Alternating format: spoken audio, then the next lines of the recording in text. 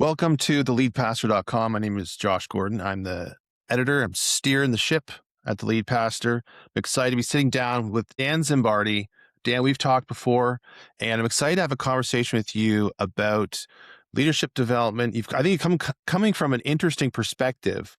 And so why don't you just give a quick intro to yourself, talk Sure. about Sandals, talk about the leadership development stuff that you've been part of, and we can go from there.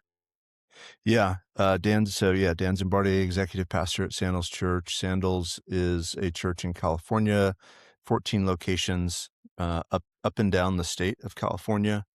We've made big investments into the just digital world, digital ministry as well. Sandals started 29 years ago in our founding pastor and his wife's living room. 8 people were there in that very first gathering in their living room in Riverside, Southern California, in Riverside, California. And over the years, the church has grown to 14 locations, tens of thousands of people gathering, in locations and online. And I joined the staff 14 years ago. I'm a guy that came from the marketplace. I was a business owner, corporate executive. I was fortunate enough to work with companies like Google and Facebook and Nike. So I learned a lot about corporate world, business world, culture, organizational structure, vision, marketing, all that stuff from my corporate life. Owned a few businesses as well. So have understood the small business world. And then God called me into ministry, started about 17, 18 years ago, but the call from Matt Brown, the founding pastor at Sandals, happened 15 years ago, and then I joined staff 14 years ago. So anyway, part of Sandals Church for 21, 22 years in terms of an attender, but on staff for 14. We've got about 200 staff members, full-time, part-time, from pastors to marketing to construction, accounting, all in between. Great, incredible team, great organization. Love what I do. Love the privilege to work in full-time ministry. And yeah, from a leadership perspective, it's one of the things that I'd say most passionate about is being a part of developing a leader, watching someone grow and evolve into, the fullest form of who God's made them to be as a leader, exercising their gifts uniquely, creating opportunities and roles for people to flourish. I didn't grow up in the church, so I've had to learn a lot about the church since I started working at Sandals, and we've done a lot of church mergers over the years. So I've gotten to work with a lot of struggling churches, and what's become clear to me is sort of at large, and I'm not saying every single church, but many cases, the church is not good at developing leaders, and it's sort of a soundbite, not a strength of the church historically. There certainly are some churches that are good and have a strength there. I hope Sandals is one of them. It's taken a lot of intentionality, a lot of passion, a lot of, money, time, all the things.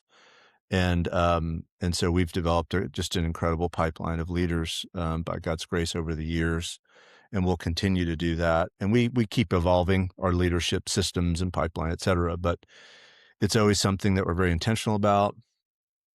It's been a key to our growth over the years as we've merged with a church and it's become a Sandals church. We've been able to staff it with a campus pastor, worship pastor, kids pastor, youth pastor, through our pipeline. Many of the folks out at our campuses have gone through our leadership school or one of the iterations of our leadership school. And so, I think leadership development is key to the success of the church. And I'd love to talk about it. And I really would love to see more churches of all sizes. Doesn't have to be big churches only, but church of 25, church of 50. I think every church should be actively engaged in helping people to lead in ministry, in their church, in their congregation, and certainly at home and out in the community as well. Yeah. Yeah, I mean, I've been talking the last few months. I can think of conversations with a pastor of a church that used to be 200 and through COVID it shrunk down to 50, and they're trying to kind of grow back up. Other, another pastor was talking to was like at 700, and there's tons of pastors, all in between. Anything Yeah. about even my own experience, the church plant. It's not really church plant anymore. I guess it's been 7 years, but the church that where I'm on the pastoral team, I think we're kind of pushing 200 and seeing some really great growth, especially in the last year or so. And one thing that I think is pretty common is that there's a lot of demands on a pastor's table and the pastor's desk, and there doesn't ever seem to be enough capacity. And so I was thinking, boy, it'd be great to have somebody come in to either that I can delegate this to, or I can like move this responsibility onto their plate. And it seems like there's never really enough people. Yeah. Um, and I mean, I've been in conversations where it's like, boy, I wish we had, I mean, it's never said this way because it sounds terrible, but I wish we had better people Yeah. to, right? Like, again, I think Yeah. that's what's below the words that actually get said. Um, Yeah. but yeah, it's like, just respond to that. I mean, you've kind of addressed that Sure. already, but Yeah. Yeah. Well, you've heard the slogan, maybe you haven't, but there's a slogan that hope is not a strategy. I would say wishing is not a strategy either. You know, if you wish you had better leaders, that's not going to get you better leaders, and that's certainly yeah, not a strategy to get them or develop them. It's like all things. You got to have a plan. You got to, it's not a plan unless you write it down. Uh, I think plan and strategy are somewhat synonymous. They are different things, but they are connected. Yes, some people are better at developing plans and strategies than others. That is true. If you're a senior pastor listening to this and that's not a strength of yours, that's totally okay. What's not okay is to not have people around you who are not good at plans and strategies because mm, church is an organization, has to be run as such, and it needs a full complement of the gifts to be a part of leading the church into the future. And so you need folks that have strong planning and strategic gifts so that a plan for developing leaders. And there's not a plan, there's not a single strategy. I mean, there's lots of stuff we've done at Sandals and other churches that mhm, are at probably even far better than Sandals. So it's not about adopting a particular system or plan. It's just that it's part of what you do. It's yeah, part of discipleship. It's in the DNA of the church. It's a something that everyone needs to catch. A senior pastor, even if they're not, let's say, passionate or good at developing a plan, I think they do need to understand the importance of bringing up leaders and be an active participant in it while maybe someone else is running the plan or running the play mm, or the playbook or whatever words you want to use. So, yeah, yeah, so I think it's something you just have to be intentional about. If you don't have the people who know how to do it or start it, go find them and empower them. yeah, That's one of the challenges in the church is just honestly, it's a yeah, lack of empowerment. You hear so many sort of woe is me stories about the senior pastor who does everything like yeah, something like they've been afflicted with something or but the yeah, truth is so often that's because the senior pastor is not delegating and empowering leaders and they're not attracting leaders and they're not spending time with leaders.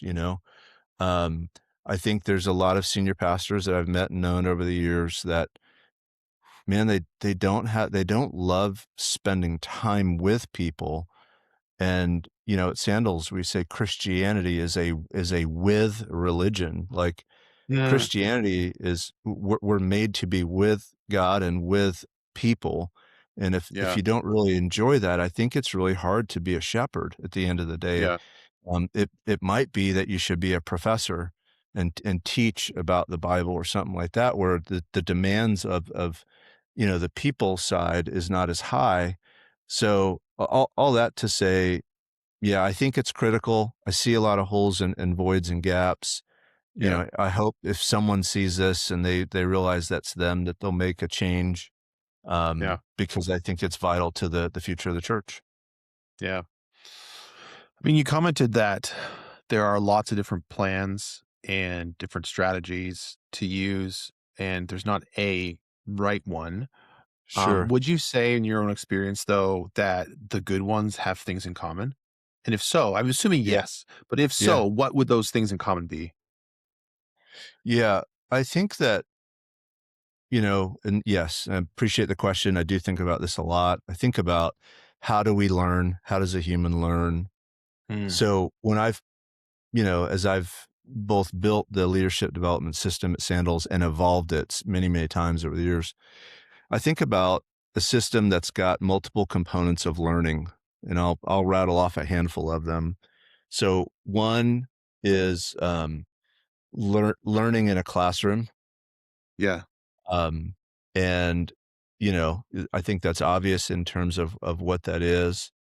um, classroom, and I would just include other resources, materials, not just a classroom, but nowadays podcasts. There's so many digital resources and learning management systems. So learn by classroom is one. Um, I'd say that the biggest one that I think churches miss out on, I call it learn by doing. The second Mm, method of learning, learn by doing. Um, Part of how we teach future pastors to teach is we actually have them prep messages and teach. Sounds crazy, but revolutionary. yeah, I know. And we get them when they're young at Sandals. Like we're Mm, not we're not waiting till you're 64 years old or 44 or even 34. We're starting you young, teaching you how to prep a message, how to do research, um, and then how to communicate, how to read a room, how to communicate, how to respond to not just the room, but to respond to the spirit, et cetera. mm, Learn in classroom, learn by doing, learn by coaching. So this is a yeah. key in our system is, most of the different programs that we've built over the years, not all, but a lot of them have a coaching component, um, which I think is the most probably relevant learning technique or method of our day today, 2026, is coaching. I think it Mhm. just culture is really responsive right now to coaching. And so we do a lot of coaching and pairing people up uh when they're going through some type of leadership program. Um then the next one would be learning through observation. And so it, in our so we have a program called Rogo Next Gen, and it's Yeah. it's a leadership development program for like young, high potential, high capacity future leaders.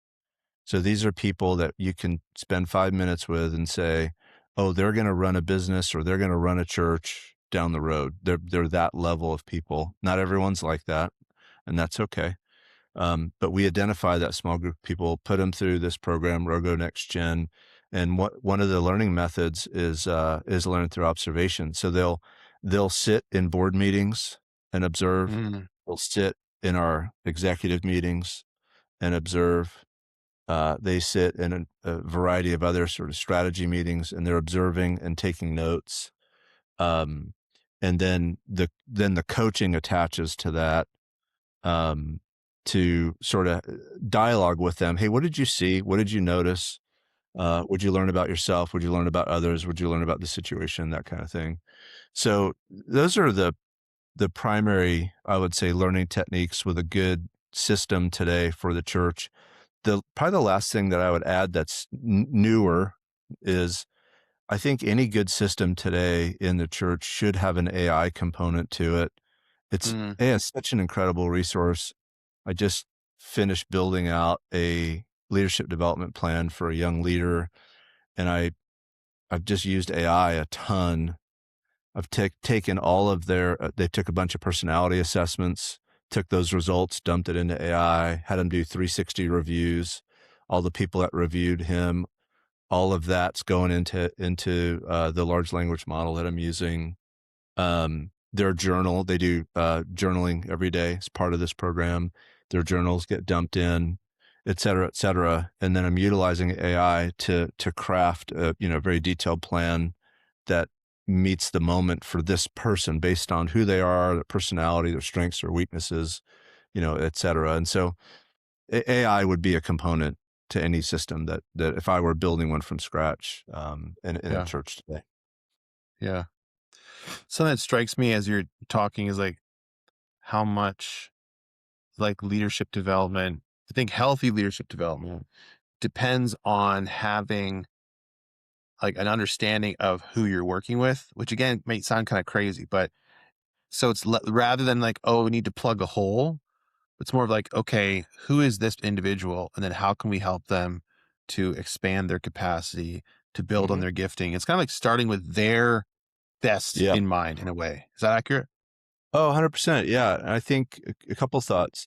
I play this fun game where I love to compare and contrast the marketplace and ministry. And one of the things that I talk about when I'm doing talks in either of those forums, I'll say there's a lot of things that are similar in the marketplace and ministry, but one thing that's different in the church than the marketplace is in the church, a pastor's job is to observe who the Lord has brought into their congregation Mm, and then figure out how to organize those folks, how to delegate and empower specific roles, responsibilities based on their strengths and weaknesses. And that's very different. In the marketplace, you build a strategy and a vision, and then you create an org chart, and then you go hire people into all those boxes on the org chart. In the church, while you do some of that, to me, the most effective churches at reaching their communities are the ones who are just monitoring the congregation and figure out who did the Lord bring and how do I mobilize them for the work of ministry. mm, And those that are most paying attention to that and deploying that idea, with heart and intention, I think are most effective. That's the first, I guess, response to your question. The second is, p- I think pastors have to think long term, multi generational, eternal. I have a friend, he's a chairman of a local Indian tribe here in California. And he thinks he's a brilliant leader and he thinks in 7 generation increments. So wow. he's building plans for 7 generations, right? Mm, Um, I think most pastors are building plans for this weekend, 6 days from yeah. now, 3 days from now, tomorrow. Yeah. And so I think that this whole idea about investing in people, developing leaders, like I think as pastors, we need a longer term vision and horizon that goes far beyond our time as the pastor of the church. And it goes far beyond even that, which is our life on earth. And Yeah. it bleeds into when we're no longer on this earth, and it's thinking sort of more eternally. So Mm, yet I think part of the challenge is so many pastors are battling with insecurities, and they're like, man, I don't want to put young Johnny in the pulpit and everyone's going to love him. And then what are they going to think of me? And what about my job? And I don't have enough in my retirement. And then the church is going to fire me. We just have a kind of a big yeah. mess there. And Yeah. and some of it, I guess, is justified. Some of that fear is justified, but it's a pretty broken system that churches, I think, should take a long, hard look at, make sure pastors feel safe, Yeah. um, and then challenge pastors to bring up young Johnny and get him on the pulpit and spend time with him and train him Yeah. and coach him, give him Yeah. resources, send him out for more training, give him more opportunities, on and on and on. But you just don't see it. You see a lot of 60, 70 plus year old men in the pulpit, and you don't see enough young men coming up, taking their place, getting reps, Yeah. and that's part of the broken system. Hmm. Man, there's so many different things in there that I just like, they're like, oh, that's a great thing to pull out. Oh, that's a great thing to pull out and like talk more about. I think one overarching comment I would make is like my dad always said, so my dad's a pastor, one of my personal heroes, I would say. Oh, And that's beautiful. he said, he says, like, God trusts us with his most important possession, which is his kids. And it's Yeah, such a great, like, it's one of those comments just reframes everything because Yeah. Yeah, I from love being on the that. front lines of pastoral work, I think about the kingdom. I think about attendance. I think about like what's like salvations and baptisms and like all these things are I think really important uh lights on your dashboard, I guess. But at the end of the day, it's like our and you said this earlier, but like shepherding. It's like that's what we're called Yeah. to do. We're called to shepherd like and who are the sheep I have now? And I Yeah. wonder if maybe part of the broken system that you're pointing out is there's more of an obsession with how do I get more sheep than there is how do I have my flock currently being healthy. Yeah, for sure. Yeah, and I think that there's so many young Johnnies and young Kathys that are going through churches, and they're there and they like it and they feel like they're being fed and they've got friends there and they're being discipled, but the thing that they're missing is an opportunity to be Mm, used in their church that's really meaningful to them. I've coined this phrase that your big time leaders in your church need a big time bat to swing. And hmm, what I mean is our most successful entrepreneurs at Sandals, if we ask them to hand out a bulletin at the door, and we don't do bulletins, but if we did, they they might do it, out of obligation for a little while, but they would stop doing it, and they quite honestly, they might leave.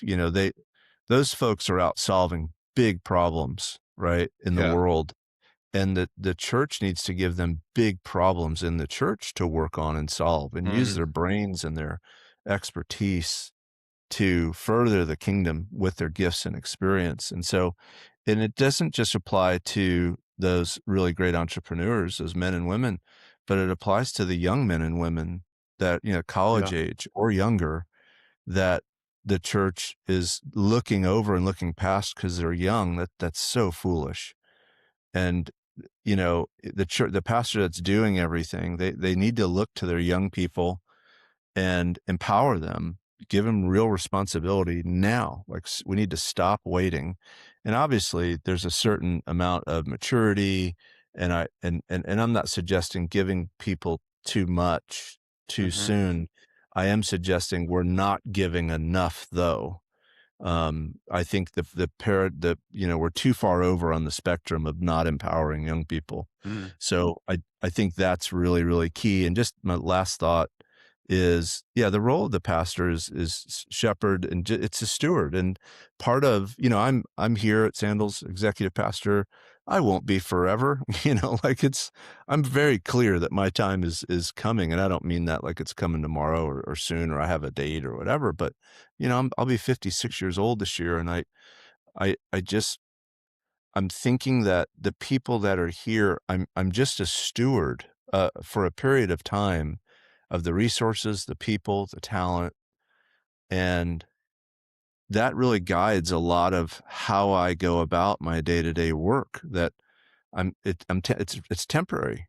I'm temporary, mhm, and part of my job as a pastor is to part of that stewardship responsibility is to create opportunities and equip people and then release them to go do the work of ministry. That's a big yeah. part of the job. And if I'm not doing that, I'm not doing my job. Yeah. And so that's where I put a lot of my attention. And I think the more that pastors do that, the more they will see the things happen that they want to in their church. Yeah. Absolutely. So what happens when a pastor's doing that? Let's say they've, over the course of 2 or 3 years, they empower, a good double fist of people to take on responsibility. And they're saying, okay, there's some folks who are doing really, really well.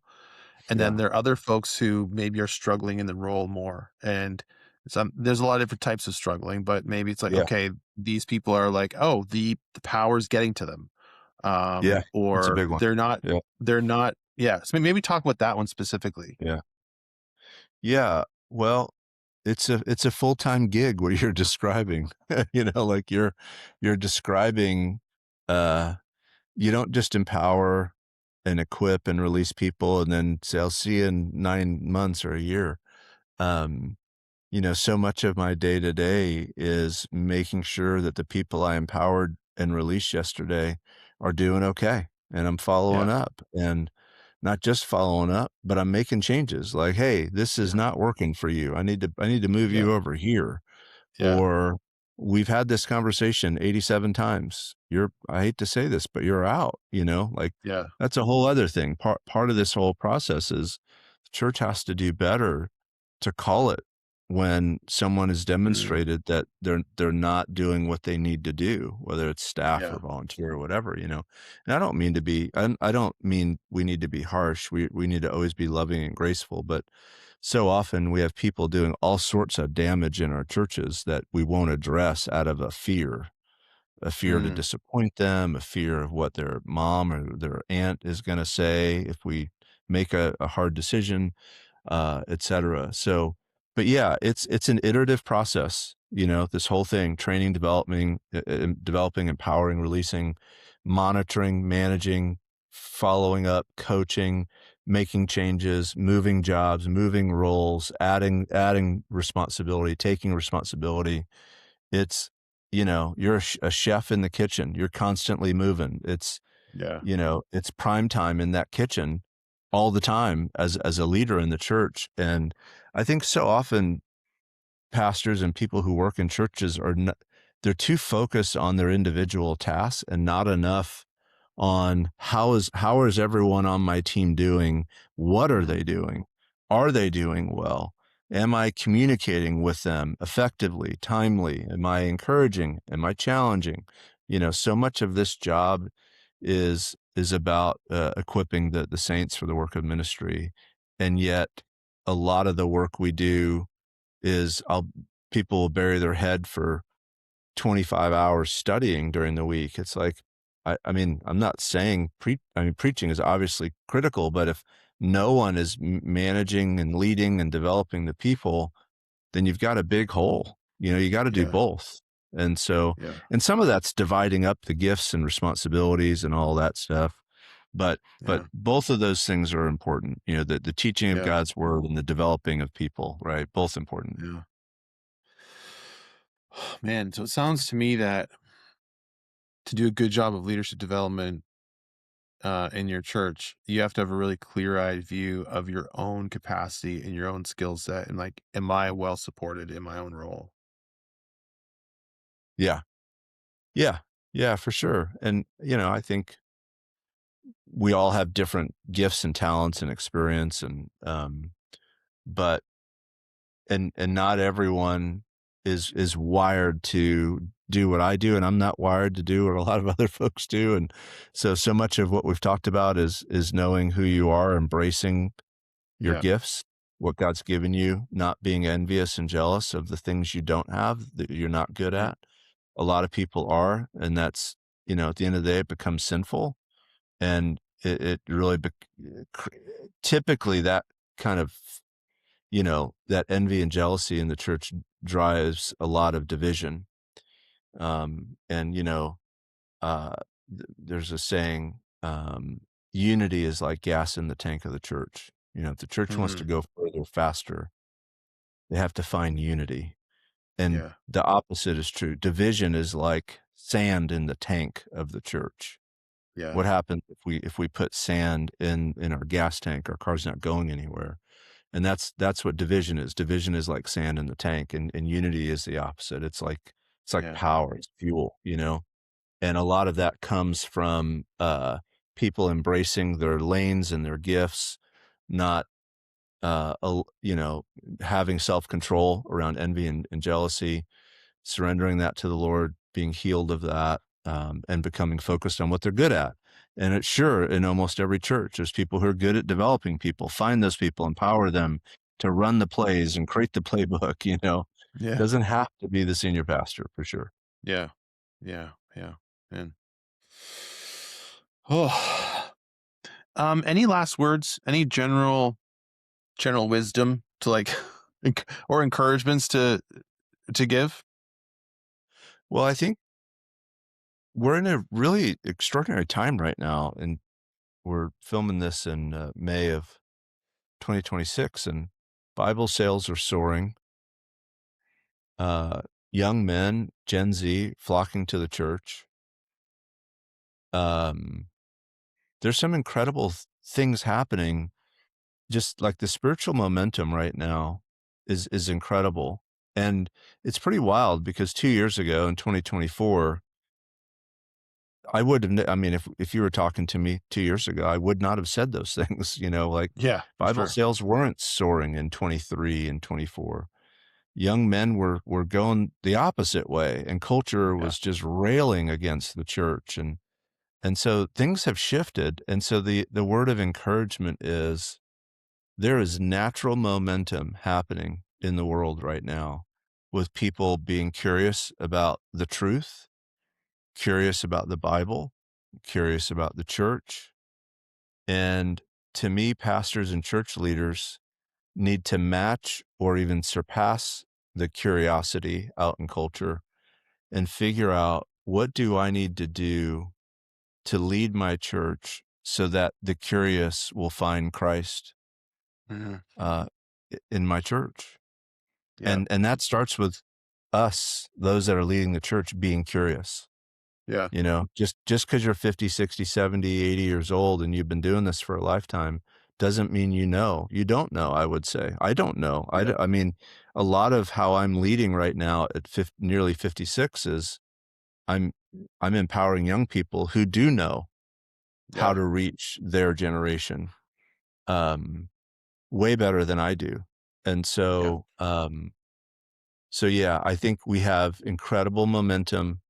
Our job is to be curious right now, and through that curiosity, then be courageous to make changes so that our churches really make sense for what culture, and especially young men and women, take advantage of their curiosity, meet them where they are, lead them to Christ, baptize them, disciple them, and then send them out to do the Yeah. same. Well said, man. Well said.